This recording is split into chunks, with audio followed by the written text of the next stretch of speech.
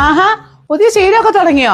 കുട്ടികൾക്ക് general knowledge വർദ്ധിക്കണമെങ്കിൽ എല്ലാ ദിവസവും പത്രം വായിക്കണം എന്ന ക്ലാസ് ടീച്ചറിന്റെ ഓർഡറാ. എന്നാ ഉറക്കം വായിച്ചേ, എനിക്കും കൂടി കുറച്ച് ജനറൽ കോളേജ് കിട്ടട്ടെ.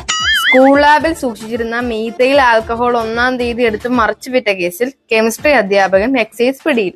സാർമാരൊക്കെ എങ്ങനെ തുടങ്ങിയ ടീച്ചർമാരുടെ ഇടയ്ക്ക് പിള്ളേരെങ്ങനെ സ്റ്റാറ്റസ് ചോറ് ഇടും? കലികാലം. ബയോമെട്രിക് ഒതന്റിക്കേഷൻ വിജയിക്കാത്തതിന് വിദ്യാർത്ഥിനിയെ റേഷൻ കടയിൽ നിന്ന് പുറത്താക്കി. ഓ, കടുപ്പം തന്നെ. ഇനിയിപ്പോ റേഷൻ മേടിക്കണമെങ്കിൽ ബയോമെട്രിക് കോച്ചിങ്ങിന് പോകേണ്ടി വരുമോ ദൈവമേ. കൊതുകിന്റെ കുത്തേറ്റ് പ്രാവ് മരിച്ചു. കൊതുകിന്റെ കുത്തേറ്റ് എങ്ങനെയാ പ്രാവ് ചാവുന്നേ? നീ ആ ന്യൂസ് ഒന്ന് പരത്തി വായിച്ചേ.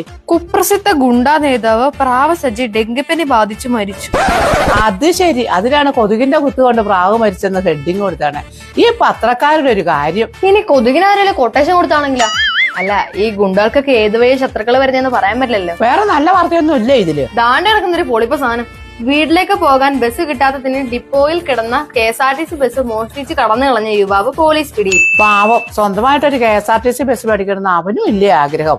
അമ്മുമ്മേ, ഞാൻ നാളെ സ്കൂൾ വിട്ട് വരുന്ന വഴിക്ക് ഒരു സ്കൂൾ ബസ് എടുത്തോണ്ട് വരട്ടെ? ഏ, ഒരു മഞ്ഞ കളർ ബസ് ഈ മുറ്റത്ത് കിടക്കുന്ന നമ്മുടെ തറവാടിന് തന്നെ രണ്ടല്ലേ. മതി വായിച്ചത്. ഇപ്പൊ തന്നെ ആവശ്യമുള്ള ജനറൽ കോളേജൊക്കെ കിട്ടിയിട്ടുണ്ട്. ഇനിയും കൂടിയാലേ ഞാൻ ഈ വയസ്സാം കാലത്ത് അകത്ത് പോകും.